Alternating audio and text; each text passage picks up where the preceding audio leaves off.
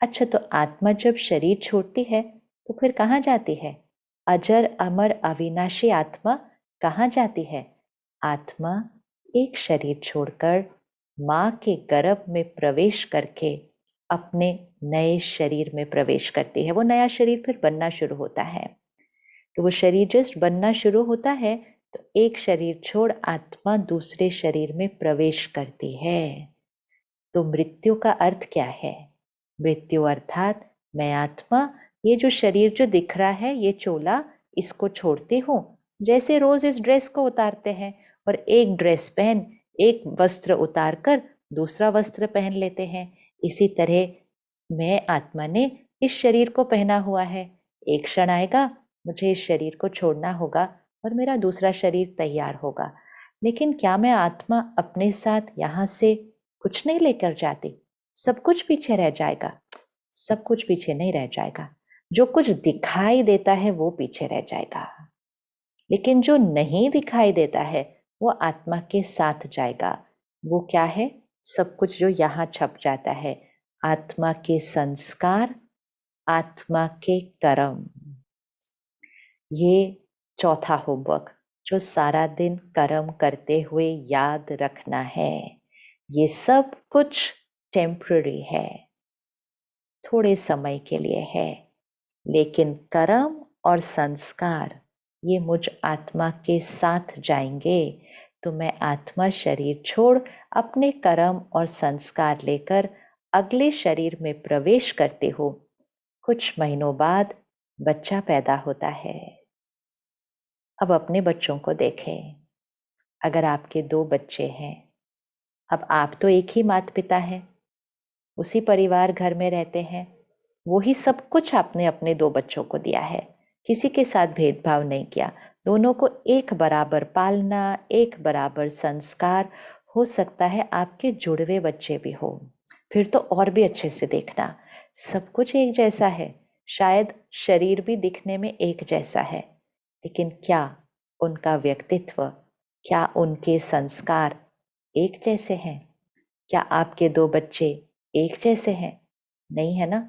कभी कभी तो आप परेशान हो जाते होंगे, ये मेरे बच्चे होकर मेरे जैसे क्यों नहीं है, और ये दोनों मेरे बच्चे होकर एक जैसे क्यों नहीं है?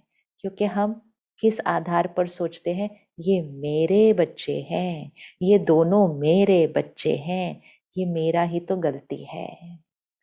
ये आत्मा है दोनों, ये आत्मा इस शरीर में आई है, लेकिन ये 2 आत्माएं 2 अलग अलग पास्ट से आई है।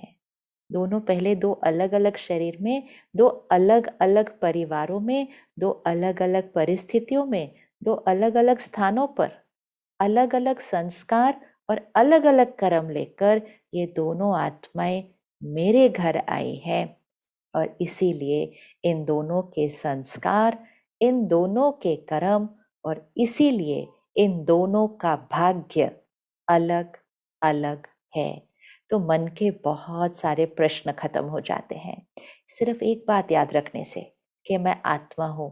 इतने सारे प्रश्नों का उत्तर मिल जाता है। नहीं तो मन सोचता ही रहता है, ये ऐसे क्यों है, ये ऐसे क्यों है, ये ऐसे क्यों करता है, वो ऐसे क्यों करता है। एक सिंपल आंसर, ये आत्मा है, और आत्मा अपने संस्कार और कर्म लेकर आई है, और हर एक के अलग अलग संस्कार, अलग अलग कर्म हैं। तो हर एक को समझना बहुत सहज हो जाता है, और फिर ऑफ कोर्स हम उनको पालना देते हैं। ऐसा नहीं है कि हम उनके संस्कारों को सुधारते नहीं हैं, हम सुधारते हैं, नए संस्कार बनाने की शिक्षा भी देते हैं, लेकिन हम उनके संस्कारों को समझ पाते हैं, हम उनको समझ पाते हैं।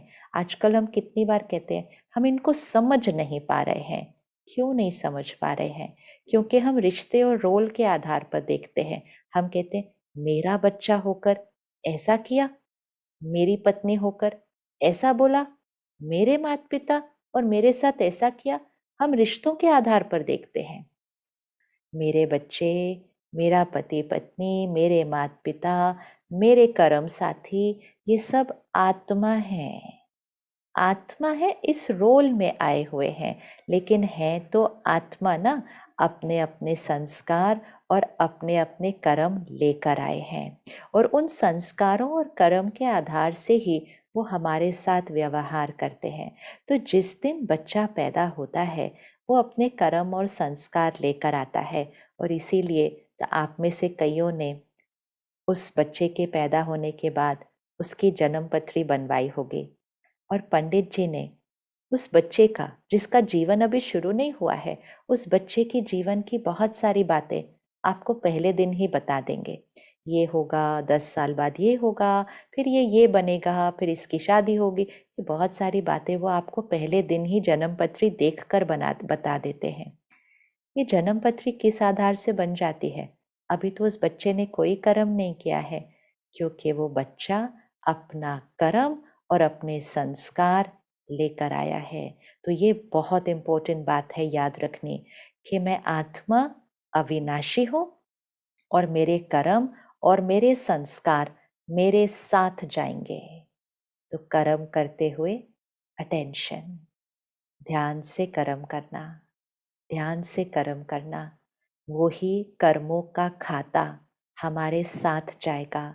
वो ही कर्मों का खाता आज भी हमारा भाग्य बनाता है, और वो ही कर्मों का खाता हमारा अगला भाग्य भी बनाता है, और उसका अगला भाग्य भी बनाता है। बाकी सारी चीजें जो दिखाई देती हैं छूट जाएंगी। आज भी वो चीजें आराम दे रही हैं, सुख नहीं देती हैं। सुख तो आत्मा का संस्कार है, लेकिन वो सारी चीजें जो दिखाई देती हैं उनके पीछे हम इतना उलझ जाते हैं कि कई बार हम गलत संस्कार, गलत व्यवहार और गलत कर्म कर देते हैं। हम सोचते हैं अभी तो काम हो जाए, लेकिन वो कर्म हमारे साथ जाएगा। तो बहुत अटेंशन। वर्तमान भाग्य और अनेक जन्मों का भाग्य मुझ आत्मा के कर्म और संस्कार के आधार से बनता है।